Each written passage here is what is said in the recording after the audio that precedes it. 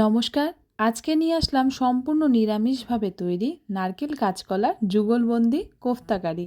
চলুন দেখে নিই কীভাবে তৈরি হচ্ছে নারকেল কাঁচকলার কোফতা। এখানে আমি প্রথমেই একটা কাঁচকলা নিয়ে নিয়েছি। এই রান্নাটা পরিমাণ অনুযায়ী বুঝে করবেন। আমার এখানে যতটুকু দরকার ছিল সেটা একটা কাঁচকলাতেই হয়ে যাবে, তাই আমি এটাকে 3 টুকরো করে এভাবে কেটে নিলাম আর দুই দিকের অংশটা বাদ দিয়ে দিলাম। এবার প্রেসার কুকারের মধ্যে এই কাঁচকলাটা দিয়ে দিচ্ছি। কাঁচকলা সেদ্ধ হওয়ার সময় অনেকেই জানেন এটা কালো হয়ে যাওয়ার সম্ভাবনা থাকে, তাই খুব সামান্য পরিমাণে নুন আর হলুদ দিয়ে দুটো সিটি আমি দিয়ে নিচ্ছি। খুব বেশি যেন নরম না হয় কাঁচকলাটা, সেটা অবশ্যই মাথায় রাখতে হবে। এখানে দেখুন কাঁচকলাটা সেদ্ধ হয়ে গিয়েছে। হাত দিয়ে দেখালেই হয়তো আপনারা বুঝতে পারছেন খোসাটা এভাবে উঠে আসছে। আর কাঁচকলাটা দেখুন একবারে যে গলে গেছে তা কিন্তু নয়। আমি এখানে দুটো আলুও এর সাথে সেদ্ধ করে নিয়েছি। কাঁচকলার খোসা দিয়েও একটা রেসিপি হয়, এটা না হয় পরের দিন দেখাবো। এবার সেদ্ধ আলু, কাঁচকলা আর তার মধ্যে আমি কুড়িয়ে রাখা নারকেল দিয়ে দিলাম। নারকেল কুড়াটা আমি 1 কাপের মতন ব্যবহার করেছি। দিয়ে দিলাম খুব সামান্য পরিমাণে নুন আর হাফ টিস্পুনেরও কম চিনি। অবশ্যই কাঁচকলাটা মাখার সময় সামান্য একটু চিনি দিয়েই মাখবেন। এবার আমি এর মধ্যে দিয়ে দিলাম বেসন। বেসনটা আমি 1 কাপ দিয়েছি। আপনারা অবশ্যই বুঝে ব্যবহার করবেন। যদি দেখেন কাঁচকলা খুব বেশি পরিমাণে নরম হয়ে যাচ্ছে, সেক্ষেত্রে কিন্তু বেসনের পরিমাণটা একটু বাড়িয়ে দিতে হবে। দিয়ে দিলাম হাফ টিস্পুনের মতন গরম মশলা পাউডার, হাফ টিস্পুনের মতন লাল লঙ্কার গুঁড়ো আর একটা মতন কাঁচা লঙ্কা। এবার খুব ভালো মতন করে হাত দিয়ে ডলে ডলে মাখতে হবে। দেখুন হয়তো আপনারা বুঝতে পারছেন আলুটাও কোথাও কোথাও গোটা রয়েছে, আবার কাঁচকলাটাও। সেটা যেন গোটা না থাকে সেটা অবশ্যই মাথায় রাখতে হবে। এবার ভালো করে দেখুন মাখাটা আমার তৈরি হয়ে গিয়েছে। এবার যেটা করব, আমি এখানে একটা মিক্সিং জারের মধ্যে একটা দিয়ে দিলাম টমেটো, তার সাথেই দিয়ে দিচ্ছি একটা কাঁচা লঙ্কা আর দিয়ে দিলাম এখানে 2 টিস্পুনের মতন সর্ষে। এবার এগুলোকে আমি একসাথে বেটে নেব। যেহেতু সম্পূর্ণ নিরামিষ, তাই এর মধ্যে পেঁয়াজ বা রসুন আমি দেব না। খুব সামান্য পরিমাণে দিয়ে দিলাম জল, দিয়ে এটাকে দেখুন আমি বেটে নিয়েছি। এটাই কিন্তু এই রান্নার মূল মশলা বলা যায়। এদিকে কড়াইতে তেল গরম হতে দিয়েছিলাম। তেলটা ভালো মতন যখন গরম হয়ে উঠল, তখন হাত দিয়ে এই তৈরি করে রাখা কোফতাগুলোকে আমি এভাবে গোল করে করে হাতের সাহায্যে একটা একটা করে কড়াইয়ের মধ্যে ছেড়ে দিচ্ছি।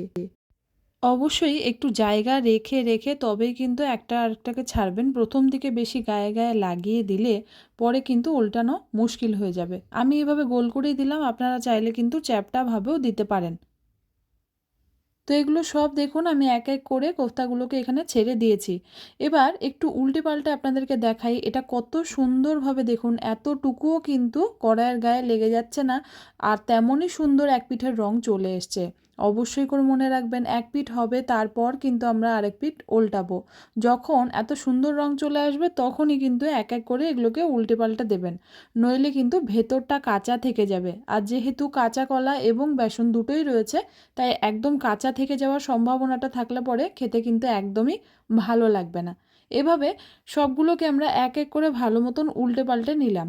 এতে দেখুন বেশ সুন্দর রং চলে এসছে।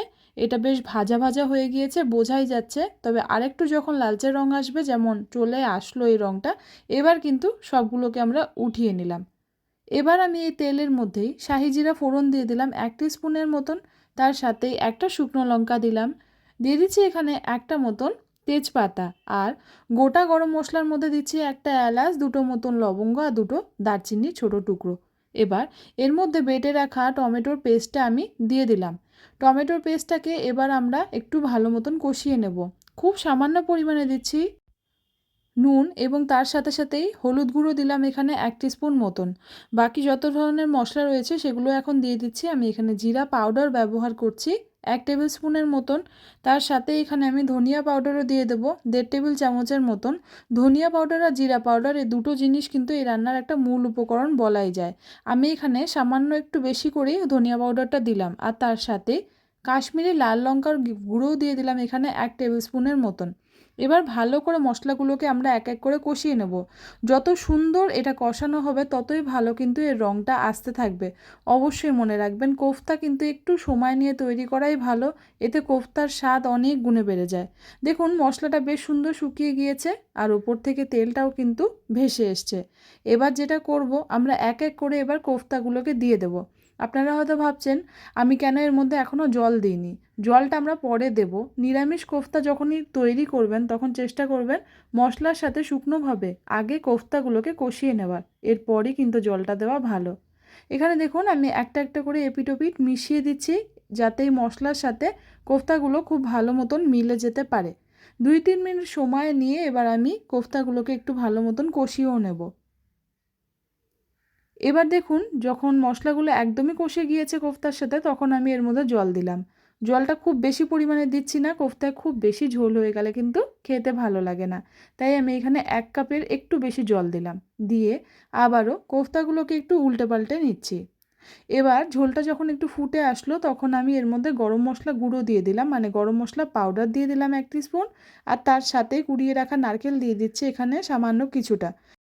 এই কোফতাটা নামানোর আগে অবশ্যই কিন্তু কুড়িয়ে রাখা নারকেল বা নারকেল কোড়াটা দেওয়ার চেষ্টা করবেন, এতে কিন্তু স্বাদ অনেক গুণে বেড়ে যায়। অনেকেই হয়তো ভাববেন নারকেল ভেজে দেওয়া ভালো, অবশ্যই ভালো, কিন্তু এই নারকেল আর কাঁচকলার কোফতাতে নারকেলটা যদি একটু নামানোর আগে ছিটিয়ে দিতে পারেন তবে তো এর স্বাদ একদম অমৃতের সমান হয়। নিরামিষ সাধারণ একটা কাঁচকলা আর নারকেলের কোফতা, কিন্তু খেতে এটা এত সুন্দর হয় কেউ বুঝতেই পারবে না যে মাছ মাংস নয়, এটা সামান্য কাঁচকলার কোফতা।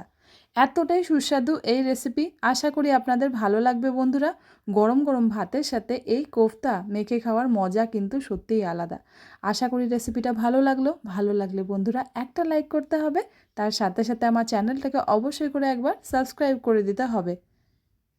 আমি আমার চ্যানেলে অনেক ধরনের কোফতার রেসিপি শেয়ার করেছি, আপনাদেরকে ডেসক্রিপশন বক্সে আমি লিংক দিয়ে দেবো, আপনারা অবশ্যই সময় পেলে একবার দেখে নেবেন। আশা করি আমার কোফতার রেসিপিগুলো আপনাদের ভালো লাগবে এবং আপনাদের ভালোবাসা পাবে।